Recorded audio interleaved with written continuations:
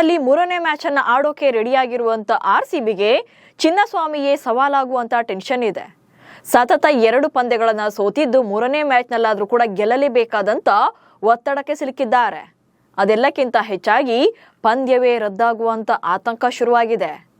ಮಳೆಯ ಕಾರಣದಿಂದಾಗಿ match cancel ಆದರೆ ಯಾರಿಗೆ ಪ್ಲಸ್ ಆಗುತ್ತೆ ಅನ್ನೋದನ್ನ ಹೇಳ್ತೇನೆ. ನಾನು ಶಾಂತಾ, ನ್ಯೂಸ್ ಉದ್ಯಾನದ ಸಬ್ಸ್ಕ್ರೈಬರ್ ಆಗೋದಕ್ಕೆ ಮರಿಬೇಡಿ.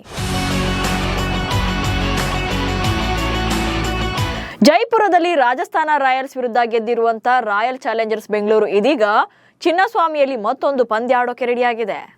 ಹಾಗೆ ಮತ್ತೊಂದೆಡೆ ಜಸ್ಟ್ 111 ರನ್ಗಳನ್ನು ಸ್ಕೋರ್ ಮಾಡಿ ಕೆಕೆಆರ್ ವಿರುದ್ಧ ಡಿಫೆನ್ಸ್ ಮಾಡಿಕೊಂಡಿದ್ದಂತ ಪಂಜಾಬ್ ತಂಡ ಕೂಡ ಮತ್ತೊಂದು ಗೆಲುವಿನ ನಿರೀಕ್ಷೆಯಲ್ಲಿದೆ.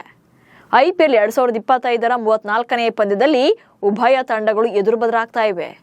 ಎರಡೂ ತಂಡಗಳು ಕೂಡ ಗೆಲುವಿನೊಂದಿಗೆ ಬರ್ತಾ ಇರೋದ್ರಿಂದಾಗಿ ಈ ಪಂದ್ಯದ ಮೇಲೆ ಎಲ್ಲರ ಕುತೂಹಲ ಹೆಚ್ಚಾಗಿದೆ. ಅಲ್ಲದೆ ತವರಿನಲ್ಲಿ ಆಡಿರುವಂತ 2 ಪಂದ್ಯಗಳನ್ನು ಸೋತಿರುವ ಬೆಂಗಳೂರು ತಂಡಕ್ಕೆ ಮತ್ತೊಮ್ಮೆ ತವರಿನಲ್ಲಿ ಅಗ್ನಿ ಪರೀಕ್ಷೆ ಎದುರಾಗ್ತಾ ಇದೆ. ಬೆಂಗಳೂರಿನಲ್ಲಿ ಮಳೆ, ಪಂದ್ಯ ರದ್ದಾದ್ರೆ ಯಾರಿಗೆ ಲಾಭ? ರಾಯಲ್ ಚಾಲೆಂಜರ್ಸ್ ಬೆಂಗಳೂರು ಹಾಗೆ ಪಂಜಾಬ್ ಕಿಂಗ್ಸ್ ನಡುವಿನ IPLನ ಹೈ ವೋಲ್ಟೇಜ್ ಪಂದ್ಯಕ್ಕೆ ಮಳೆ ಭೀತಿ ಶುರುವಾಗಿದೆ. ಕಳೆದ 2 ದಿನಗಳಿಂದ ಬೆಂಗಳೂರಿನಲ್ಲಿ ಮಳೆ ಆಗ್ತಾ ಇದೆ. ರಜತ್ ಪಾಟಿದಾರ್ ನೇತೃತ್ವದ RCB ತಂಡ ಈಗಾಗಲೇ 6 ಪಂದ್ಯಗಳನ್ನು ಆಡಿದ್ದು ಈ ಪೈಕಿ 4ರಲ್ಲಿ ಗೆಲುವು ಸಾಧಿಸಿದೆ. ತವರಲ್ಲಿ ನಡೆದ 2 ಪಂದ್ಯಗಳಲ್ಲಿ ಸೋಲನ್ನ ಕಂಡಿದೆ.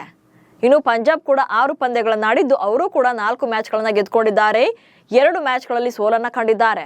ಹೀಗಾಗಿ ಪಾಯಿಂಟ್ಸ್ ಟೇಬಲ್ನಲ್ಲಿ RCB 3ನೇ ಸ್ಥಾನದಲ್ಲಿದ್ರೆ ಪಂಜಾಬ್ ಕಡಿಮೆ ರನ್ ರೇಟ್ನಿಂದಾಗಿ 4ನೇ ಸ್ಥಾನದಲ್ಲಿದೆ. ಚಿನ್ನಸ್ವಾಮಿ ಕ್ರೀಡಾಂಗಣದಲ್ಲಿ ನಡೆಯುವ ಈ ಪಂದ್ಯಕ್ಕೆ ಮಳೆ ಕಾಟ ಉಂಟಾಗುವಂತ ಸಾಧ್ಯತೆ ಇದೆ. ಈ ಬಗ್ಗೆ ಹವಾಮಾನ ಇಲಾಖೆ ಕೂಡ ಮುನ್ಸೂಚನೆ ನೀಡಿದೆ. ಪಂದ್ಯ ಆರಂಭ ಆದ ಟೈಮಲ್ಲಿ ಮಳೆ ಉಂಟಾಗಬಹುದು, ನಂತರ ನಿಲ್ಲಬಹುದು ಎನ್ನುವಂತ ಸೂಚನೆಯನ್ನ ಕೊಟ್ಟಿದೆ. ಹಾಗೇನಾದ್ರೂ ಮಳೆ ಕಂಪ್ಲೀಟ್ ನಿಲ್ಲದೆ ಇದ್ರೆ ಪಂದ್ಯ ರದ್ದಾದ್ರೆ ಉಭಯ ತಂಡಗಳಿಗೂ ಕೂಡ ಒಂದೊಂದು ಅಂಕಗಳನ್ನು ನೀಡಲಾಗುತ್ತೆ. ಹೀಗಾದ್ರೆ ಬೆಂಗಳೂರು ತಂಡಕ್ಕೆ 1 ಅಂಕ, ಹಾಗೆ ಪಂಜಾಬ್ಗೆ 1 ಅಂಕ ನೀಡಲಾಗುತ್ತೆ. ಸೊ ಹೀಗಾದ್ರೆ ಪಾಯಿಂಟ್ಸ್ ಟೇಬಲ್ನಲ್ಲಿ ಯಾವುದೇ ವ್ಯತ್ಯಾಸ ಆಗೋದಿಲ್ಲ. ಎಂದಿನಂತೆ 3 ಹಾಗೂ 4ನೇ ಸ್ಥಾನಗಳಲ್ಲೇ ಕಂಟಿನ್ಯೂ ಆಗ್ತಾರೆ. ಚಿನ್ನಸ್ವಾಮಿಯಲ್ಲಿ ಟಾಸ್ ಗೆದ್ದವರಿಗೆ ಪ್ಲಸ್. ಚಿನ್ನಸ್ವಾಮಿ ಮೈದಾನದ ಪಿಚ್ ಬ್ಯಾಟಿಂಗ್ ಫ್ರೆಂಡ್ಲಿ ಆಗಿದ್ರು ಕೂಡ ಸ್ಪಿನ್ನರ್ಗಳಿಗೆ ಹೆಚ್ಚು ಇಲ್ಲಿ ಅನುಕೂಲಕರ ಆಗುತ್ತೆ. ಹೀಗಾಗಿ ಈ ಮೈದಾನದಲ್ಲಿ ಟಾಸ್ ಗೆದ್ದವರೇ ಒಂದ್ ರೀತಿ ಬಾಸ್ ಅಂದ್ರೂ ಕೂಡ ತಪ್ಪಾಗಲ್ಲ. ಯಾಕಂದ್ರೆ ಸೆಕೆಂಡ್ ಹಾಫ್ ಬ್ಯಾಟಿಂಗ್ ಮಾಡೋದು ತುಂಬಾ ಸುಲಭ ಆಗುತ್ತೆ. ಇದರಿಂದ ಚೇಸಿಂಗ್ ಮಾಡುವ ತಂಡಕ್ಕೆ ಗೆಲುವಿನ ಚಾನ್ಸಸ್ ಜಾಸ್ತಿ ಇರುತ್ತೆ. ಈಗಾಗಲೇ ಚಿನ್ನಸ್ವಾಮಿಯಲ್ಲಿ 2 ಪಂದ್ಯಗಳಲ್ಲೂ ಕೂಡ ಮೊದಲು ಬ್ಯಾಟಿಂಗ್ ಮಾಡಿದಂತ RCB 2ರಲ್ಲೂ ಕೂಡ ನೆಲಕಚ್ಚಿದೆ. ಹೀಗಾಗಿ ಇಂದಿನ ಪಂದ್ಯದಲ್ಲಿ ಟಾಸ್ ಗೆದ್ದವರು ಫಸ್ಟ್ ಬೌಲಿಂಗ್ನೇ ಚೂಸ್ ಮಾಡ್ಕೊಳ್ತಾರೆ. ಇಂದಿನ ಪಂದ್ಯದಲ್ಲಿ RCB ಬ್ಯಾಟರ್ಗಳಿಗೆ ಪಂಜಾಬ್ ಸ್ಪಿನ್ನರ್ಗಳಿಂದ ಸವಾಲು ಎದುರಾಗಬಹುದು. ಯಾಕಂದ್ರೆ ಯುಜ್ವೇಂದ್ರ ಚಹಲ್ ಹಾಗೆ ಗ್ಲೆನ್ ಮ್ಯಾಕ್ಸ್ವೆಲ್ ತಮ್ಮ ಹಳೆ ತಂಡದ ವಿರುದ್ಧ ಚಿನ್ನಸ್ವಾಮಿಯಲ್ಲಿ ಸ್ಪಿನ್ ಕೈಚಳಕ ತೋರಿಸೋಕೆ ಕಾಯ್ತಾ ಇದ್ದಾರೆ. ಇತ್ತ RCBಯಲ್ಲೂ ಕೂಡ ಕೃಣಾಲ್ ಪಾಂಡ್ಯ, ಸುಯೇಶ್ ಶರ್ಮಾ ಸೇರಿ ಪ್ರಮುಖ ಸ್ಪಿನ್ನರ್ಗಳೇ ಇದ್ದಾರೆ. RCB ಕ್ಯಾಪ್ಟನ್ ಆಗಿರುವಂತ ರಜತ್ ಪಾಟಿದಾರ್ ಹಾಗೆ ಪಂಜಾಬ್ ನಾಯಕ ಶ್ರೇಯಸ್ ಅಯ್ಯರ್ ಇಬ್ರು ಕೂಡ ಸ್ಪಿನ್ನರ್ಗಳ ವಿರುದ್ಧ ಉತ್ತಮವಾಗಿ ಆಡ್ತಾರೆ. ಹೀಗಾಗಿ ಉಭಯ ತಂಡಗಳು ಕೂಡ ಇವರಿಬ್ಬರ ಮೇಲೆ ಹೆಚ್ಚಿನ ನಿರೀಕ್ಷೆಗಳನ್ನ ಇಟ್ಕೊಳ್ಬಹುದು. ಹೋಮ್ ಗ್ರೌಂಡ್ ನಲ್ಲಿ ಅಬ್ಬರಿಸಲೇಬೇಕಿದೆ ಕೊಹ್ಲಿ. ಚಿನ್ನಸ್ವಾಮಿಯಲ್ಲಿ ಮ್ಯಾಚ್ ಅಂದಾಗ ಎಲ್ಲರ ಗಮನ ಕಿಂಗ್ ವಿರಾಟ್ ಕೊಹ್ಲಿ ಮೇಲೆ ಇರುತ್ತೆ. ಹಾಗೆ ನಿರೀಕ್ಷೆಗಳು ಕೂಡ ಇರುತ್ತೆ. ಅಭಿಮಾನಿಗಳು ಕೂಡ ಇದನ್ನೇ ಎಕ್ಸ್ಪೆಕ್ಟ್ ಮಾಡ್ತಾರೆ. ಆದ್ರೆ ತವರಿನಲ್ಲಿ ಈ ಸಲ ಆಡಿರುವಂತ 2 ಪಂದ್ಯಗಳಲ್ಲೂ ಕೂಡ ಕೊಹ್ಲಿ ಅವರ ಬ್ಯಾಟ್ನಿಂದ ದೊಡ್ಡ ಸ್ಕೋರ್ ಬಂದಿಲ್ಲ. ಗುಜರಾತ್ ವಿರುದ್ಧದ ಪಂದ್ಯದಲ್ಲಿ 7 ರನ್ಗೆ ಔಟ್ ಆದ್ರೆ ಡೆಲ್ಲಿ ವಿರುದ್ಧದ ಪಂದ್ಯದಲ್ಲಿ 22 ರನ್ಗಳಿಗೆ ಆಟ ಮುಗಿಸಿದ್ರು. ಹೀಗಾಗಿ ವಿರಾಟ್ ಕೊಹ್ಲಿ ಅವರ ಬ್ಯಾಟ್ನಿಂದ ಹೊಡಿಬಡಿ ಆಟವನ್ನ ಬೆಂಗಳೂರಿನ ಅಭಿಮಾನಿಗಳು ನಿರೀಕ್ಷೆ ಮಾಡ್ತಾ ಇದ್ದಾರೆ. ಚಿನ್ನಸ್ವಾಮಿ ಬ್ಯಾಟಿಂಗ್ ಸ್ನೇಹಿ ಹಾಗೆ ಹೈ ಸ್ಕೋರ್ ಪಂದ್ಯಗಳಿಗೆ ಸಾಕ್ಷಿಯಾಗಿರೋದ್ರಿಂದ ಇಂದಿನ ಪಂದ್ಯದಲ್ಲಿ ಹೆಚ್ಚು ಸ್ಕೋರ್ ಬಂದರೂ ಬರಬಹುದು. ಆದ್ರೆ ಈ ಸಲ 2 ಪಂದ್ಯಗಳ 4 ಇನ್ನಿಂಗ್ಸ್ಗಳಲ್ಲಿ ಗರಿಷ್ಠ ಸ್ಕೋರ್ ಅಂದ್ರೆ ಅದು 170 ರನ್.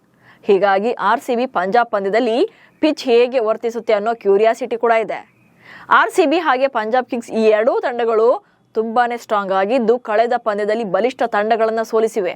ಹೀಗಾಗಿ ಈ 2 ತಂಡಗಳ ನಡುವೆ ಪೈಪೋಟಿ ನೆಕ್ಸ್ಟ್ ಲೆವೆಲ್ ನಲ್ಲಿರಲಿದ್ದು ಅಭಿಮಾನಿಗಳ ಕುತೂಹಲ ಕೂಡ ಜಾಸ್ತಿ ಆಗ್ತಾ ಇದೆ. ಇನ್ನು IPL ಹಿಸ್ಟ್ರಿಯಲ್ಲಿ ಉಭಯ ತಂಡಗಳು ಇದುವರೆಗೆ 33 ಪಂದ್ಯಗಳಲ್ಲಿ ಎದುರು ಬದಲಾಗಿವೆ.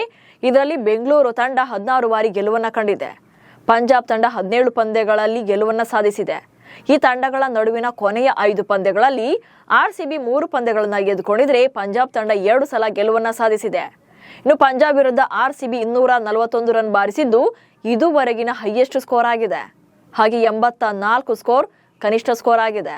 ಇನ್ನು RCB ವಿರುದ್ಧ ಪಂಜಾಬ್ ತಂಡ 232 ರನ್ ಬಾರಿಸಿರೋದು ಹೈ ಸ್ಕೋರ್ ಆಗಿದೆ, ಹಾಗೆ 88 ರನ್ ಬಾರಿಸಿರೋದು ಕಡಿಮೆ ಸ್ಕೋರ್ ಆಗಿದೆ.